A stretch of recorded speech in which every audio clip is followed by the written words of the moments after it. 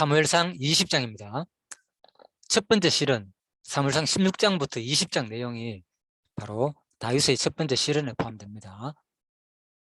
그 가운데 20장 내용은 바로 요나단과 그리고 다윗의 관계 속에서 요나단이 다윗을 돕는 내용이고, 그리고 또 돕는 요나단과 헤어지는 내용이 20장부터 20장 1에서 42절까지 나옵니다.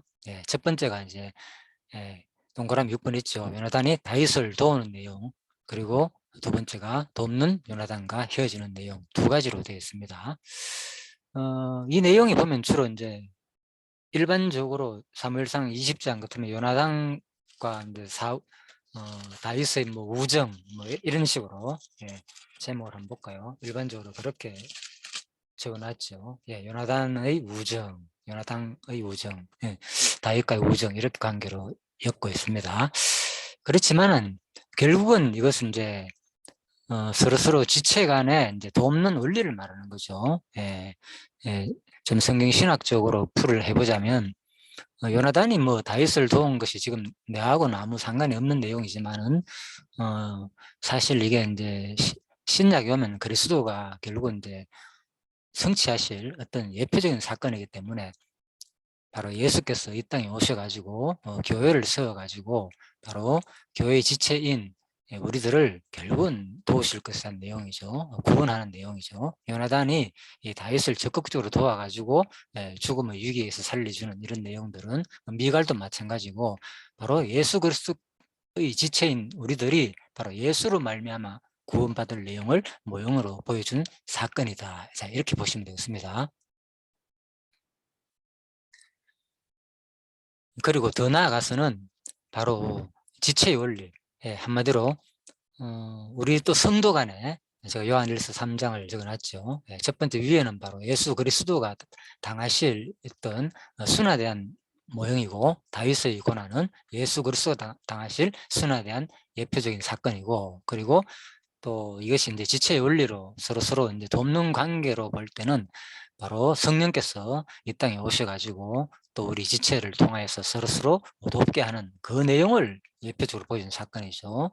결국은 그래서 요한 1서 3장에서 16절에 그가 우리를 위하여 목숨을 버리셨으니 우리가 이로써 사랑을 알고 우리도 형제들을 위하여 목숨을 버리는 것이 마땅하니라.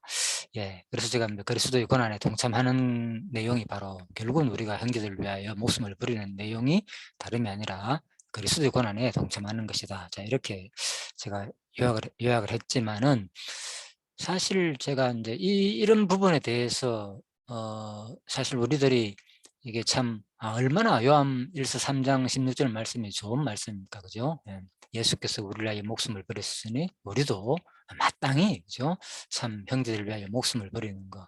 근데 이게 쉽지 않잖아요. 우리가 얼마나 인간이 본성적으로 이기적인 동물입니까? 그런데도 불구하고 성경은, 그죠? 바로 이런 원리를 가르쳐주고 있거든요. 그러면 우리는 성경에 이렇게 적혔기 때문에 우리가 이렇게 살아야 된다, 이것이 마땅하다, 이러한 주장보다는 다시 한 번 더 이 본문을 자세히 생각해 볼 필요가 있죠. 내가 왜 이런 삶을 살지 못하냐, 그 원인은 바로 그가 우리를 위하여 목숨을 버렸었으니에 있는 거죠. 전제가. 그래서 우리가 이런 것을 볼 때에 항상 그 전제를 제가 항상 얘기하다 보면 자꾸 잊어버리고, 지금은 이제 우리가 이미 택한 백성으로서 그리스도의 사랑, 나를 위해 십자가 돌아가셨다는 거 너무나 잘 알고 있기 때문에 그냥 우리가 맞다, 이제는 내가 그리스도를 위하여 마땅히 형제를 위하여 목숨을 버리는 것이 곧 그리스도를 예수께서 말씀하셨죠. 이 약한 자, 불쌍, 고아, 객과 나그네 된 과부라든지 이런 형제들한테 하는 것이 곧 나에게 한 것이다, 이렇게 말씀했잖아요. 그러니까 결국은 우리가 예수가 우리를 목숨 버렸기 때문에 우리도 예수를 위해서 목숨을 버린 것이 뭐냐, 예수는 십자가 돌아가시고 안 계시잖아요. 부활승천하시고 하늘에 계시는데, 물론 이제 영적으로는 지금 우리 항상 함께 계시죠. 그런데 구체적으로 내가 예수를 위해서 목숨을 볼 일이 뭐겠습니까? 그렇다면 뭐냐, 바로 예수께서 말씀을 했죠. 형제들 위하여 목숨을 버리는 것이 곧 누구한테 한 거냐, 곧 나에게 한 것이다. 자, 이렇게 원래가 되는 거죠. 그런데 그걸 우리가 이론적으로 알고 있지만 이것이 잘 안 되는 이유가 바로 근본 문제죠. 예. 그가 우리를 목숨을 버렸다는 거, 목숨을 버렸다는 것은 내가 그냥 단순하게 예수님께서 십자가에 돌아가셨다에 머무르는 것이 아니라 내가 어떤 상태냐. 예? 우리가 예수를 믿지 않는다면, 그죠? 우리는 마땅히 영원한 형벌을 받을 지옥에 들어갈 사람입니다. 예. 그런데 하나님께서 특별히, 그죠? 이 말씀을 통하여서 말씀을 듣는 우리들을 바로 믿음을 줘 가지고 바로 영원한 하늘나라로 이끄시는 그 그리스도의 십자가 사랑을 우리한테 알려줬기 때문에 우리가 그걸 믿게 됨으로 말미암아 가지고 우리가 영원한 생명을 얻었다는 거거든요. 예. 그래서 그 예수께서도 우리의 그 생명을 위해 가지고 얼마나 사실 이 땅에 사는 동안 고난과 얼마나 다윗이 지금 오늘 이렇게 피난을 당하면서 고난당하는 이 모습은 그리스도가 이 땅에 오셔 가지고 얼마나 많은 사람한테 무시를 당하고 그 어려운 내용을 그대로 알려주는 내용이거든요. 제가 이걸 하면서 사실 우리가 이렇게 공감이 잘 안 되는 이유가 어디에 있는가. 우리는 다윗처럼 이렇게 쫓겨다니거나 도망자 신세를 지지 않았잖아요, 사실은. 물론 그런 것을 경험해 본 사람도 있겠지만은, 그래서 내가 이걸 영화를, 도망자라는 영화가 있는가 모르겠지만은 그런 영화를 봐가 좀 더 내가 다시 한번 생각해 볼까 이런 생각을 해 봤습니다. 왜 우리들이 이런 거에 대해서 말씀을 읽을 때 공감이 잘 안 되느냐. 사실 다르잖아요. 문화, 환경, 내가 여기에 이런 도망자의 신생도 아니고 이런 고통도 당해 보지 않고, 그래서 이런 성경을 읽을 때도 내가 그만큼 이제 공감력이 좀 적을 수도 있지 않느냐 이런 생각돼 가지고 어떤 그런 어떤 세상적인 그런 매체를 통하여서 좀 공감을 가져볼까 이런 생각도 했습니다. 예, 그런데 물론 이거는 물론 그런 것도 간접적인 도움이 되지만 직접적인 도움은 우리가 성경을 묵상할 때죠. 자세히 성경을 읽어보고 할 때 진짜 이게 얼마나 그 상황으로 우리가 돌아가지고 직접 내가 지금 다윗이고 요나단이고 그 관계 속에서 이것을 읽어본다면 충분히 우리도 어느 정도 느낄 수 있지 않겠느냐. 아무튼 뭐 또 사람에 따라 다르겠지만은, 그래서 중요한 것은 바로 요지는 뭐냐? 바로 그가 우리를 위하여 목숨을 버렸다는 사실에 대한 공감력이 없다는 거죠, 우리가. 예? 그래서 우리가 충분히 근본 원인에 대해서 바로 예수님이 얼마나 이 땅에 오셔 가지고 우리를 위해서 고초를 당했는지 이 부분을 우리가 충분히 인식하지 않으면은 이러한 말들이 하나의 지식적인 작업으로 끝나게 되는 거죠. 예, 그래서 그래야만이 우리가 진짜 완전히 예수님이 우리를 위해서 얼마나 고초를 당하시고 얼마나 노력했고 얼마나 우리가 똑같은 성정을 가지시고 히브리서 말처럼요 고난 당하셨다는 것을 우리가 기억할 때에 진짜 나도 그 그리스도의 사랑이 더욱더 공감되면서 내가 그리스도께 보답하고 싶은 그 생각이 들겠죠. 예. 그러니까 그 그리스도에게 보답하는 것이 곧 누굽니까? 예. 형제들 위하여 목숨을 버리는 행위를 말하는 거죠. 그래서 저도 사실 이렇게 공감이 되는 만큼 진짜 이런 마음이 들거든요. 진짜 이 땅에 힘든 가난하고 불쌍하고 나보다도 약한 이 형제를 위하여 뭔가 조금이라도 어 모든 면에서 마찬가지나 어떤 성경 지식이라든지 또 외적인 구체적인 육신적인 어떤 뭐 시간이나 또 건강이나 모든 걸 허락해 가지고 또 경제적인 면이나 모든 거를 도움을 주고 싶은 생각이 들거든요, 어떤 면이든지. 예. 물론 아무튼 뭐